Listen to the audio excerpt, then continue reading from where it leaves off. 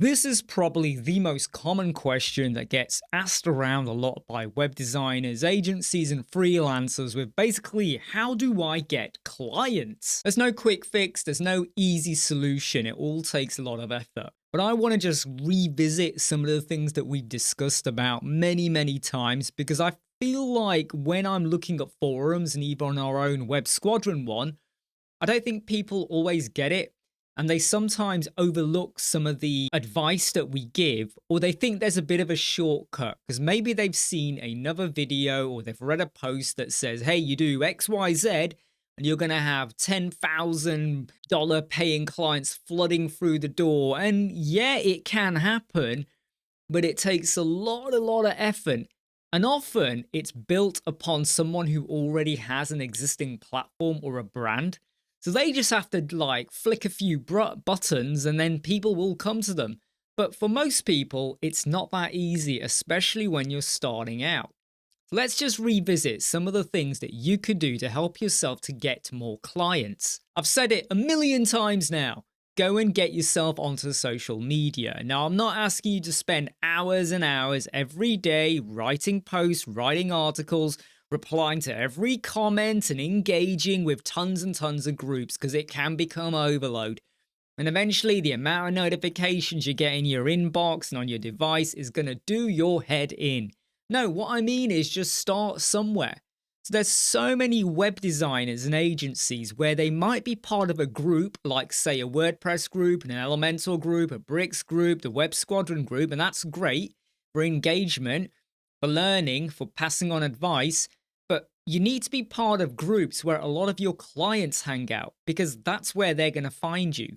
And I don't mean stalking them or joining every single group out there. Let's say you're a window cleaner. Don't start joining 100 of them. Focus on the ones in your key local areas and start engaging with people with offering a bit of advice. But don't overdo it. Don't spend too long on it. Just join a few. All you're trying to do is build up your name as someone who knows what they're talking about. So hopefully they're going to remember, trust you, and want to use you for cleaning their windows. Or in our example, designing websites, getting a logo designed, maybe a bit of video content creation. And by the way, if you want a bit more advice about business tips with helping out your web business, go and check out our $1 packs. And don't forget, we've got our how to build a website with Elementor as well. And we've gone and set them out at 3 different levels. So back to how do you get clients? So social media, LinkedIn, Facebook groups, a bit of Twitter never hurt anyone, right? Now, if you want to go down the Instagram and the TikTok and the YouTube video and YouTube Shorts route, you could do. But you don't have to jump straight into there. Start to get used to promoting yourself on social media a little bit more, and eventually people will find you. And that's when you can start building up a video profile as well. But don't just do videos talking garbage. The same with social media. Don't start posting overly political messages either, or religious views or anything like that. And I'm not saying there's anything wrong with that. But you got to remember, what type of clients are you trying to reach? And you don't want to alienate or kind of put off some people from engaging with you because of something you might have posted in the past or even recently. So social media is really key because that's a really easy one. And the reason I always start off with that is because you can do that now at your desk for free. You don't have to print out leaflets or go and post adverts anywhere. You can do that. And every morning I spend half an hour and I might put out 10 social media posts, or I might put 5. And often I've either pre-planned them the night before, or I'm just sat there going, how do I feel today? What do I want to say about WordPress? What do I want to say about me and what I'm working on? What do I want to say about managing my tasks and projects and difficult clients? Or maybe there's a new plugin I found which is free, or maybe there's a premium one, but I really think you should consider it. I also don't really post affiliate commission links either, and that's just to build a bit more transparency and honesty in what I'm posting. I also do not always post links to just my videos. That's, again, something you want to be careful of. And that isn't just with posting on social media, but in your own group as well. We've got a Web Squadron group. Hey, if I got a new video out, I will post it there. But I like to think that 10 to 20% of all of my postings on there are just the videos, whereas 70 to 80% are going to, or even 90% in some cases, are not. And it's where I'm offering advice or something I've discovered. Because if all you do is just post videos, or you just say, I'm a web designer, use me. Oh, I do this service, come and get it from me. Oh, I design logos, here's the price, and I've got a special Black Friday price and price. If that's all there is to you, you're a bit boring, right? Okay, great, I can see that's all you do, but that's it. It doesn't really engage me, it doesn't get me excited. Now, if you're not a face or a person or a group or a bunch of people, and you're just selling like a bottle, a drink, of course, all of your posts are probably going to be about that drink. Why is that drink good? What's the benefits to you? Just because Imran loves it, why should I love it? You can get away with it to an extent. But remember, you're providing a service to clients, to people. So social media, videos, whatever you put out there, it should contain you in your face every now and again, but it can be about what you do and not always just on the price part. Don't just do posts that say, yeah, I'm a web designer and I can design a website for you. It gets really ultra boring. Now, the other thing you should consider is cold emailing or cold calling. Now, I'm not a massive fan of this, but if you're starting off and you're just not getting anywhere, you're on social media, you're engaging, you're following people, you're joining in conversations, but people aren't then converting later on, like, hey, I need a website. I know you kind of know your stuff and we chatted a while ago. Could you have a look at my site? If that's not happening, what you could do is start looking at the businesses in your local area. Or maybe you're part of a group and you've noticed that some of the businesses on there that talk quite a lot. Look, what you want to do is watch out for those businesses that are kind of hardly there. It's good to engage with them, but they're just probably going to be in and out and they probably aren't doing much in the group anyway. But you're going to find people that are kind of in there daily, weekly. You have your on-off conversations with them. Go and look at them. Go and look at their profile, right? Go and look at their website. Does it need improving? Is it outdated? Have you noticed the page speed performance is bad? Have you gone and done an SEO check on it? Have you done a Google check and noticed that business, and they're quite vocal, they know their stuff, they're always passing on advice about cleaning windows or dentistry or building houses or roofs. But when I do a Google search in their area, or generally, they're like on page 4. Or maybe they're on page 1, but they're ranking 8. And that's after you exclude all the sponsored posts. So the cold email or the cold call might be to them, but it's what I call more of a warm. So they haven't said they want a brand new website, but you've already built up a kind of like a relationship, and it might be completely virtual, right? You've never seen them face to face. You've never even spoken on the phone, but you've engaged in conversation. And this is where you then might drop in the private message. Don't always do it publicly, because there's nothing worse than when they go, what the heck? Why have you done? I never asked for this. How dare you? But you might drop in the private one. And you might go, hey, look, just out of curiosity, I went and had a look at your business and your website, and I noticed there were a few issues and things that you might want to think about. You're not doing so well against your other competitors in your local area. And it's the reason I'm trying to get you to focus on your local area. If you build a website for a hairdresser in your local area, I'm telling you now, in our area, right, it's always a running joke. There must be about 12 different hairdressers, okay? Some cater for unisex, some just for female, some just for male, okay? There's loads of them dotted around. Some are really good, some not so good. But anyway, they are around.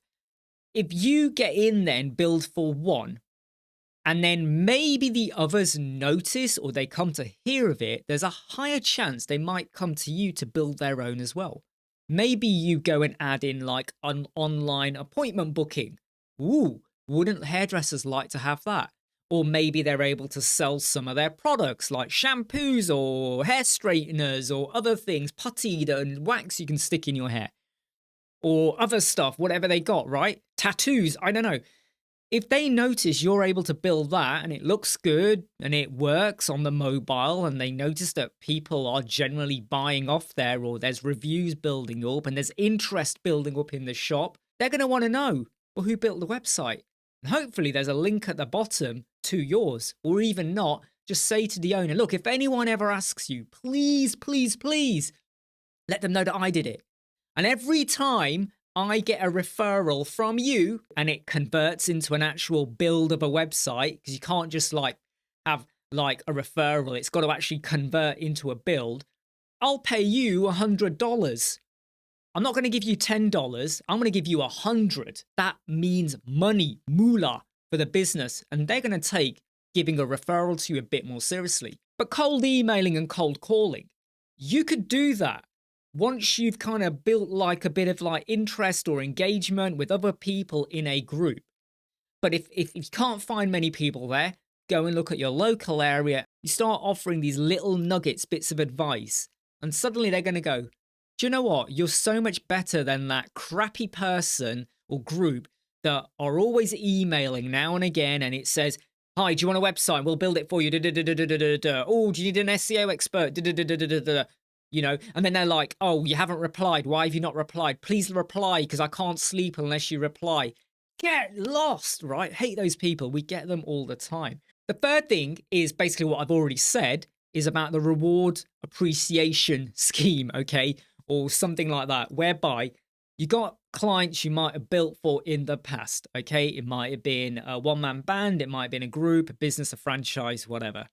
You go back and you let them know that you've now got a reward scheme whereby if they refer to you and it converts into having a website built or a logo design or a haircut being cut or hair being cut, you will reward the referrer with $100. If you're in England, it will be £100. You will then account for that within your proposal cost to the other client. So you've already factored that in, okay? So it's not like you're losing money. And yes, you are paying out your back pocket, but you won't pay until the job is done, okay? The job is done, you've been paid, you then pass on that reward to the client, to the original client. And they can refer to you as many times as they want, right? They refer 10 clients or 10 people, they convert into a website build, there's $1,000 over to them. And the brand new client, you say the same thing to them. Now, this is not a pyramid scheme, but what you're trying to do is build an army of referrers. And hopefully they're going to look at it and go, and this is how you want to explain it. Say to them, look, if you refer like one person a month and the website is built, that's $1,200, boom, over to you. That's so much better than just getting like I don't know, £50 Amazon gift voucher. Yeah, I wouldn't mind a gift voucher for Amazon. I think we all would, but then you're limited. Here, you can do what you want. And it's unlimited, okay? So you're not losing money. It's money that you wouldn't have had anyway until they did the referral, which the client then takes on the job or agrees to the proposal, and then a website is built or a logo is designed, and then you pay them out. These are things that we've done in the past, and I've advised other businesses, and they come back and they go, wow, that is working. There are so many businesses out there that continuously say, hey, I'm so glad you love the web design. You know, hey, we're going to be friends for life now.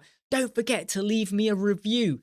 Of course, testimonials and reviews flipping matter, okay? Make sure you get that review and start showcasing it all over social media. But you're missing a trick. If you are not then saying to that client, when you do a word of mouth referral, because we all do it, don't we? Hey, yeah, don't forget to refer me. And then you never hear from them again. When you do a referral, you're going to get $100, all right? Because there is do pick up. So there is no magic bullet for how to get clients. But a lot of you are missing the trick with, well, my friends like my website, my wife likes my website, I've built my own website, I've got my licenses, got my hosting all sorted out, I've let people know I build a website. Where's the website? Clients. No one wants a website. What do I do? Oh, damn. I know what I'll do. I'll go and post in, say, the Web Squadron Facebook group or the Elementor group or somewhere and say, hey, I'm a web designer. No one's going to care. Because most likely the people in that group are already agencies and freelancers and they're designing websites. They're not your clients. You want to work out your niche areas. So are you going to focus on websites for dentists? Or maybe you don't really have a niche area, so you will go and join various forums. Don't overdo it because it can become overload.